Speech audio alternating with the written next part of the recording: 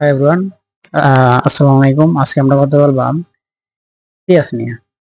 তো আমরা গত পর্বগুলো সবগুলো আমরা কি দেখছি যে HTML যত স্টেটমেন্ট গুলা বা ট্যাগ গুলা নিয়ে বিস্তারিত আলোচনা করছি আমরা, ঠিক আছে? তো যারা HTML এর ভিডিও গুলা দেখেন নাই তারা দেখে আসবেন, ঠিক আছে? তারপরে আমরা এই ভিডিওটা ধরবেন। এখন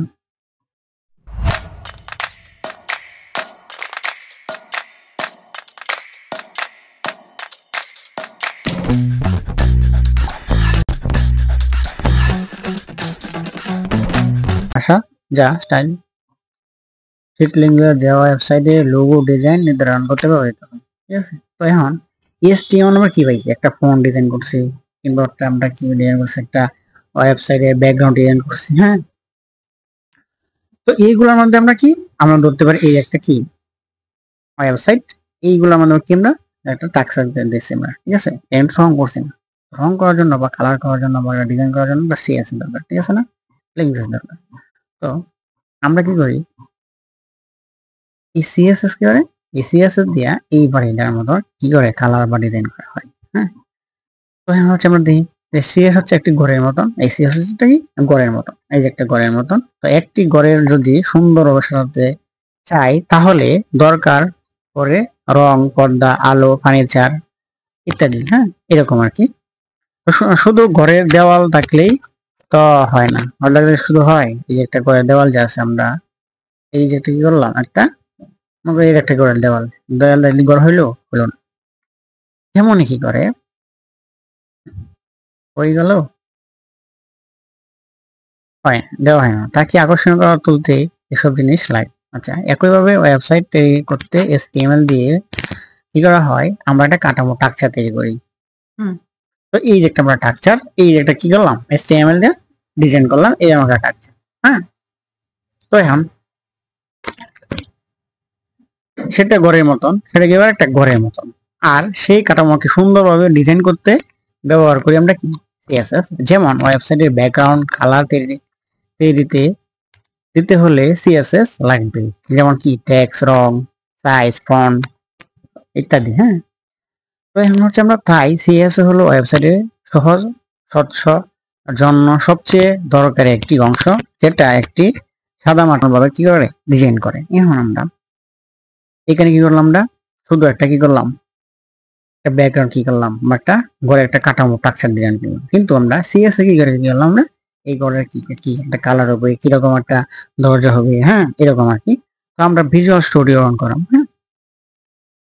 তো ভিজুয়াল স্টুডিওতে অন করি আমরা, এই ফোল্ডারে কি করি ডিলিট করে দিই, হ্যাঁ? ডিলিট করে আমরা নতুন একটা ফোল্ডার ক্রিয়েট করি। ওকে, নতুন একটা কি করাম, হ্যাঁ এটাই। তো এই আমরা কি করি, এইটারে আমরা কি করতে পারি, সেম নেয়া ভিজুয়াল স্টুডিওতে পুট অন করতে পারি। এখন দেখেন, ওকে, আচ্ছা, এখন আমরা কি করি, এটা দেখি ডিলিট করে দিই, এটাও ডিলিট করে দিই, হ্যাঁ? তারপরে কি করতে পারি আমরা, এটারে ওকে, এটা ডিলিট করে দিই। এখন আমরা কি করতে পারি, ইন্ডেক্স অফ সিএসএস এটা লাগা দরকার নয় আমরা।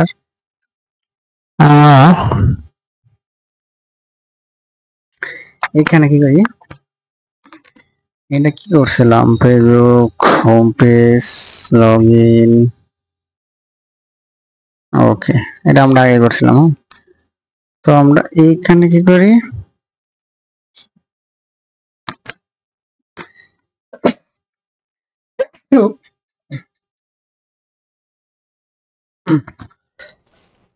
এই জায়গাটা থেকে আমরা কি করি, ক্রিয়েট করে দিই সবগুলো।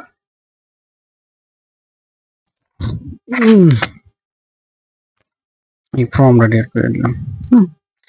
এখন দেখেন এইখানে কি আছে, এখানে হেডিং আছে না, এই হেডিংটা কি করলাম আমরা সিএসএস কে ডিজাইন করাম, কালার করাম। তো আমরা একটা ফোল্ডার ক্রিয়েট করি, এখানে আমরা কি লিখতে পারি, ওকে, লিখতে পারি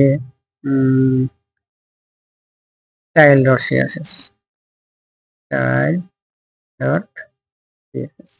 ওকে, আচ্ছা আমরা এইখানে আমরা কি করি, এখানে আমরা ইন্ডেক্স বা এখানে আমরা কি স্টাইল ডট সিএসএস। ওকে, স্টাইল ডট সিএসএস এখানে অ্যাড করে দিলাম। এখন আমরা কি করলাম, এই হেডিংটা ধরলাম, এই হেডিংটা ধরলাম কালার করলাম। তারপর আমরা কি করি, করি হেডিং কালার করার জন্য আমরা কি করতে পারি, ধরতে পারি হচ্ছে আমরা পেজ অন কে। ওকে, পেজ অন কে ধরতে পারি। এখানে কি করতে হইব, আমরা একটা স্টেটমেন্ট। ওকে, এখানে আমরা কি লিখতে পারি যে ফন্ট কালার। আচ্ছা, এখানে দিতে পারি আমরা ফন্ট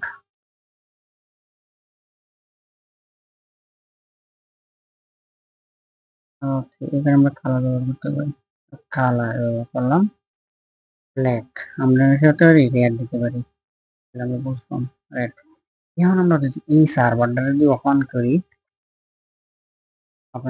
ভিজুয়াল স্টুডিও, হ্যাঁ, তাহলে কি হলাম কি একটা কি করছে সে এই কালারটার পরিবর্তন করে দিল।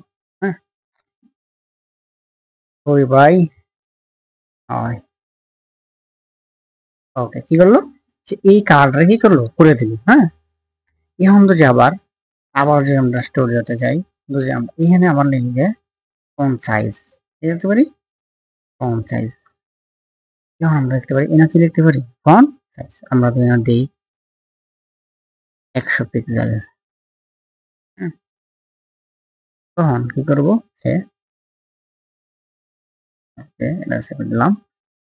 তখন কি করবো সে এই সাইজটা কি করলো অনেক বিশাল করে দিল, কি দিল 100 পিক্সেল করে দিল। আচ্ছা, আবার যদি আমরা এই জায়গাতে কি করি, আমরা বর্ডার কালার দেই, হ্যাঁ, ব্যাকগ্রাউন্ড কালার, ব্যবহার করি। ব্যাকগ্রাউন্ড কালার কি ব্যবহার করতে পারি, এরকম একটা ব্যবহার করতে পারি। ঠিক আছে, এরকম একটা করতে পারি। যদি আমরা না চাই এগুলো সে সুন্দর করে একটা ব্যাকগ্রাউন্ড কালার, ঠিক না। তেমনই এটা হচ্ছে কি একটা সিএসএস কাঠামো। হ্যাঁ, সিএসএস করে একটা ঘরে বা একটা ফন্ট একটা কিভাবে কি কালার হবে এটা কি সুন্দর করার জন্য কিভাবে করা হয়, সিএসএস ব্যবহার করা হয়। ঠিক আছে, তারপর হচ্ছে আমরা কি করলাম, একটু আবার নিচে যাই, তখন আমরা কি লিখতে পারি, এইচটিএমএল দিয়ে ওয়েবসাইট কাঠামো তৈরি হয়, আর সিএসএস দিয়ে কি কাঠামোকে সাজানো হয়। তো সিএসএস কাকে বলে, সিএসএস হলো একটি ভাষা যার মাধ্যমে এইচটিএমএল উপাদানগুলো রং, colour, font, background, position, margin, padding, border ইত্যাদি ব্যবহার করা হয়। যেমন আমরা কি, আচ্ছা এখানে আমরা কি করছি যে বর্ডার ব্যবহার করতে পারি আমরা। ঠিক আছে, ওকে,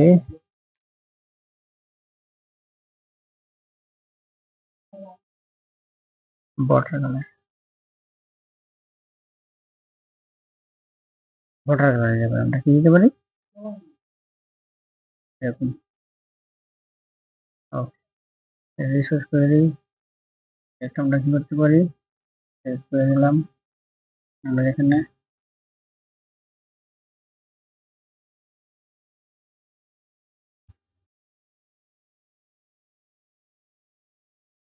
আবার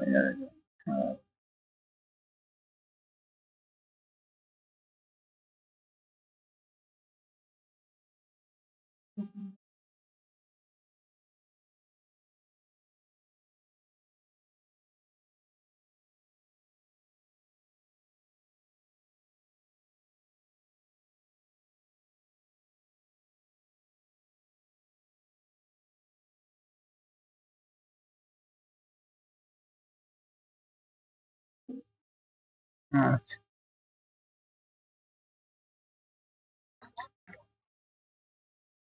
তো এগুলা কি করে, এক একটা কি করে কালারও করে। হ্যাঁ, আচ্ছা, এখন আবার দেখতে পারি যে হাউ টু অ্যাড সিএসএস মানে কি, এর অর্থ কি, কিভাবে ব্যবহার করা হয় এরকম। তো কিভাবে HTML ডকুমেন্ট বা CSS যুক্ত করতে হয় অথবা CSS কিংবা ওয়েবসাইটে ব্যবহার করা হয়, একে CSS যুক্ত করার পদ্ধতি বা CSS অ্যাড করার নিয়ম বলা হয়। ওকে, তো CSS অ্যাড করার তিনটি পদ্ধতি রয়েছে। একটা আছে কি ইনলাইন, একটা হচ্ছে ইন্টারনাল, একটা কি এক্সটার্নাল CSS। এখন ইনলাইন যেটা, এটা কিভাবে করা হয়? আচ্ছা, আমাদের ঘরের ভেতরে থাকা নির্দিষ্ট একটা একখানা চেয়ারের কি নিজে নিজে কি করে রং করে ফেলে, মানে হচ্ছে আপনার HTML ভিতরে এটা কি করে রং করে ফেলা একসাথে। আচ্ছা, এটা কিভাবে করে আমরা দেখবো। এখানে কি করে ইনলাইন করে, ইন আমরা দিয়ে আমরা কি দিতে পারি যে স্টাইল।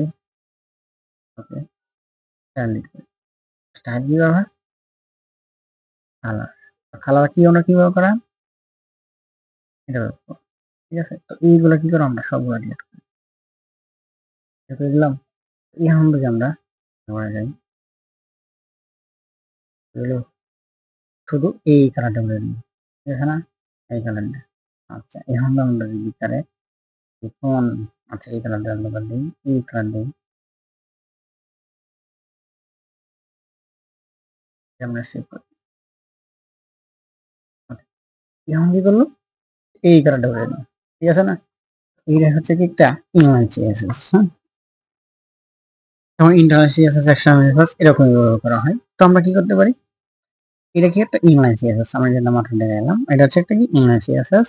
ওকে, তারপরে হচ্ছে আমরা, এটা হচ্ছে একটা ইন্টারনাল CSS। ইন্টারনাল CSS হচ্ছে একটা হেডিং এর উপরে, মানে হচ্ছে আপনার,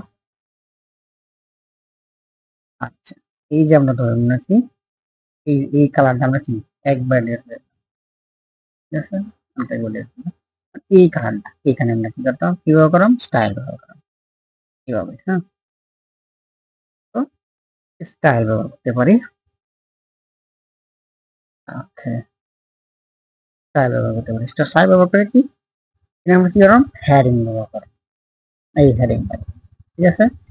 এখানে দেওয়া হয়েছে আমরা কি এই হেডিংটা ব্যবহার করলাম, ব্যবহার করে আমরা এইখানে শুধুমাত্র কি করলাম, সেকেন্ড ব্যবহার দিলাম, দিয়া এই হেডিং কালার, ঠিক আছে, কালারটা ব্যবহার করলাম, কি কালার দিতে পারি আমরা, এই কালার দিতে পারি। তো এখন যদি আমরা সার্ভারে যাই, হ্যাঁ এটা দিলে ঠিক আছে, তো এখন যদি আমরা সার্ভারে যাই, তোমার কি শুধু এই লেয়ারটা কি করলো, একটা কালার দিয়েছিল না, এটা হচ্ছে একটা ইন্টারনাল CSS। আচ্ছা, তারপরে আমরা কি একটা এক্সটার্নাল CSS, যেটা এটা হচ্ছে আমরা যে আগে যেমনটা করলাম CSS এর ভিতরে, মানে একটা আলাদা একটা ফাইল ক্রিয়েট করে এখানে আমরা কি করলাম, স্টাইল করলাম, এটা হচ্ছে একটা এক্সটার্নাল CSS। এখন আমরা